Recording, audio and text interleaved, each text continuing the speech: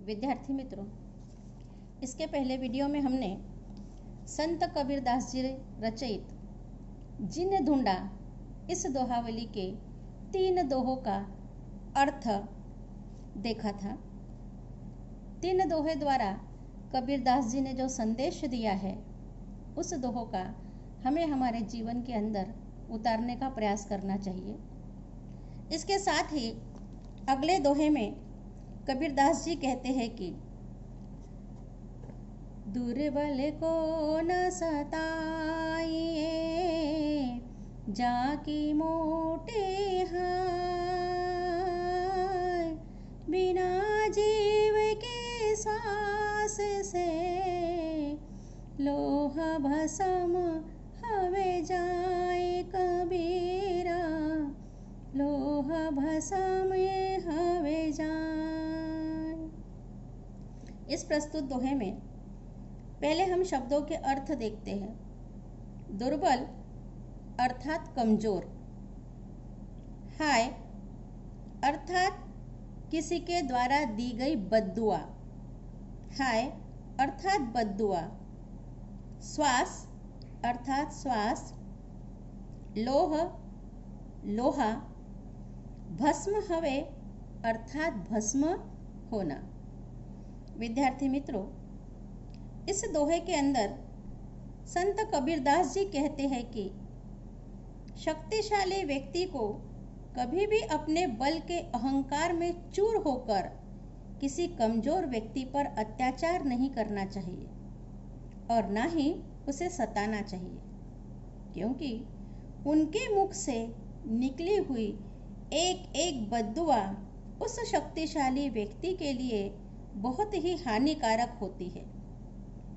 जिस प्रकार लोहार के पास जो धोकनी होती है वह निर्जीव होते हुए भी जब उससे हवा निकलती है तब उस हवा रूपी श्वास से लोहा भी भस्म हो जाता है। विद्यार्थी मित्रों, लोहार के पास की जो धोकनी होती है वह मरे हुए प्राणी की खाल से बनाई जाती है। वह मामूली होते हुए भी उसके द्वारा जब लोहार फूंकता है तब वह लोहे जैसी कड़क वस्तु को भी भस्म करने की ताकत उसमें होती है। उसी प्रकार किसी दुखी व्यक्ति की बद्दुआ से संपूर्ण कुल का नाश हो सकता है। जिस प्रकार एक छोटी सी धोकनी लोहे को भस्म कर सकती है, उसी प्रकार किसी दुर्बल व्यक्ति द्वारा या कमजोर व्यक्ति द्वारा दी गई बद्दुआ संपूर्ण वंश का नाश कर सकती है। अतः हमें कभी भी किसी निर्बल व्यक्ति को नहीं सताना चाहिए। यह संदेश कबीरदास जी ने इस दोहे के माध्यम से देने का प्रयास किया हुआ है। अगला दोहा देखते हैं। कबीरदास जी कहते हैं, गुरु कुम्हार शिष्य कुंभ है, गड़े गड़े काढ़े खोट। गुरु कुम्हार शिष्य कुंभ है, गड़े गड़े काढ़े खोट। अंतर हाथ सहार दे, बाहर बाहे चोट कबीरा, बाहर बाहे चोट। इस दोहे में सर्वप्रथम हम देखते हैं इसके शब्दार्थ। कुंभ अर्थात मिट्टी का घड़ा,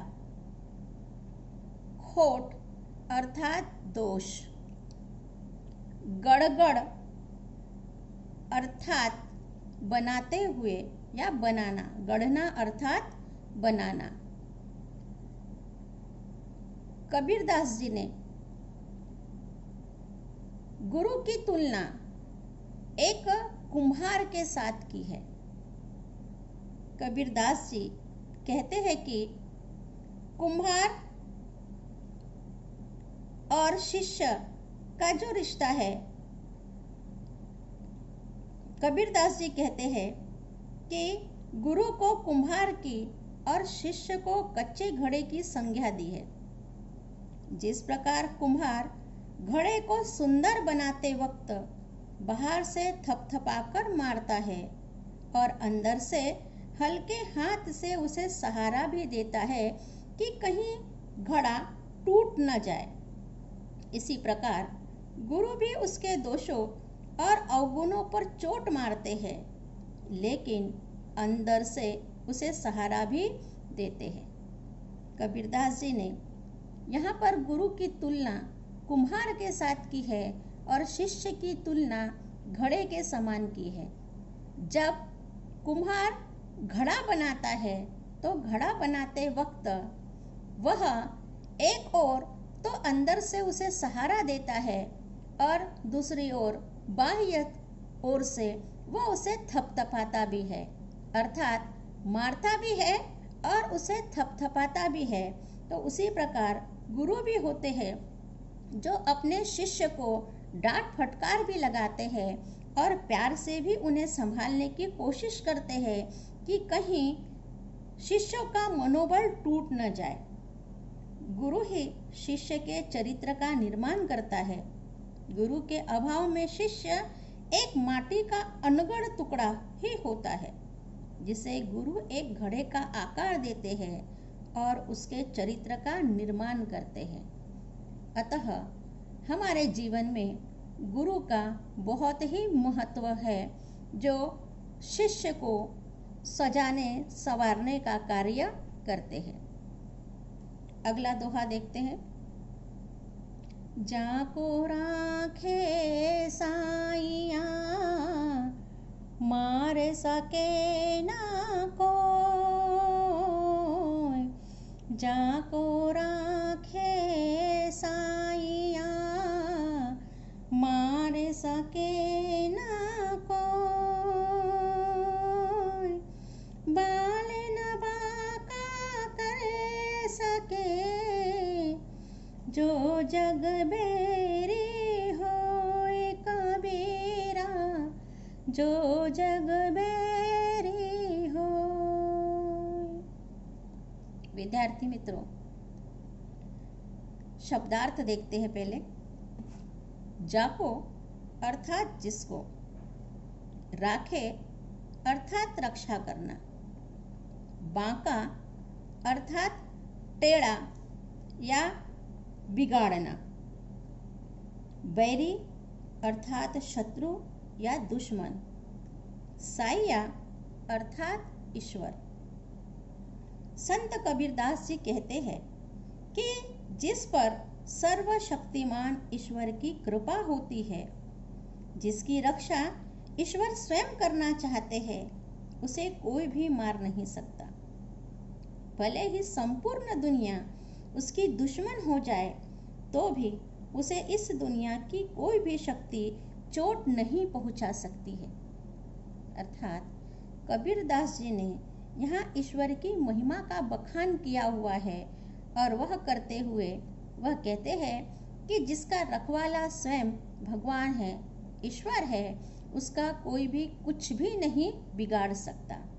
यहाँ बाल न बाका करना यह एक मुहावरा है। बाल बाका न करना अर्थात कुछ भी न बिगाड़ पाना। चाहे सारी दुनिया हमारी बैरी हो जाए, शत्रु हो जाए, किंतु यदि ईश्वर ही हमारा रखवाला है तो हमारा कोई भी कुछ भी नहीं बिगाड़ सकता। यह संदेश यहाँ पर संत कबीरदास जी ने अपने दोहों के माध्यम से दिया है।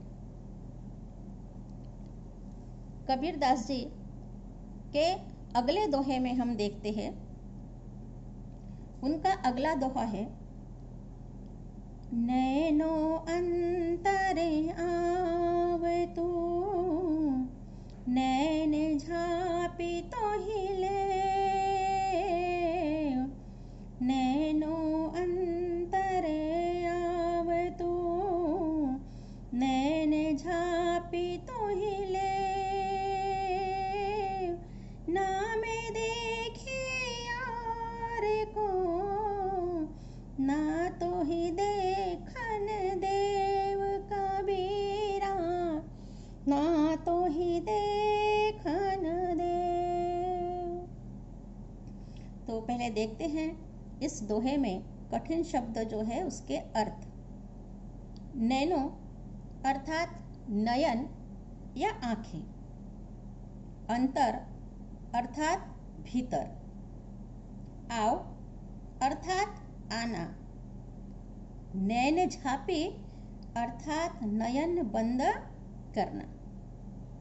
विद्यार्थी मित्रों, यहाँ पर संत कबीरदास जी का प्रभु के प्रति प्रेम प्रतीत होता है।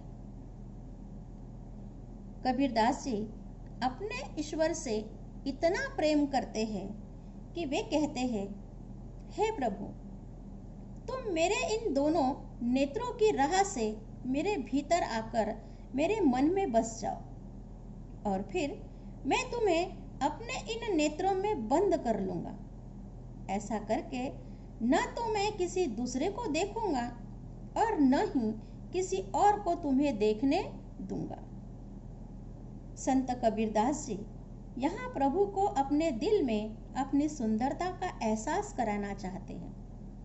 अपनी भक्ति से यह बताना चाहते हैं कि प्रभु को पाने की इनकी इच्छा कितनी प्रबल है।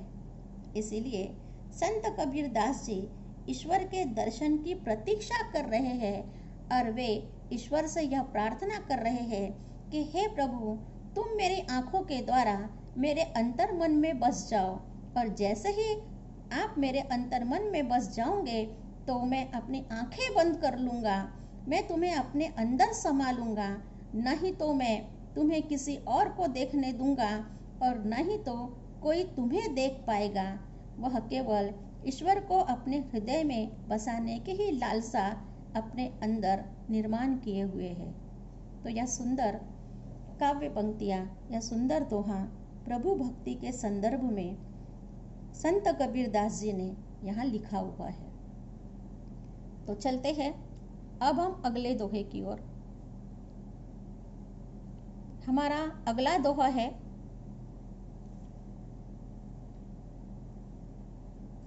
लाली मेरे लाल की जित देखूं तित लाल,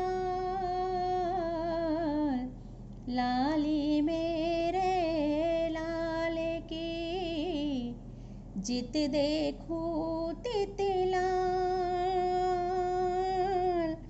लाली देखन में गई मैं भी हो गई लाल कबीरा, मैं भी हो गई लाल। इस दोहे में पहले कठिन शब्दों के अर्थ। विद्यार्थी मित्रों, लाली अर्थात ईश्वर की महिमा, लाल अर्थात ईश्वर, जित अर्थात जिधर, देखन अर्थात देखना।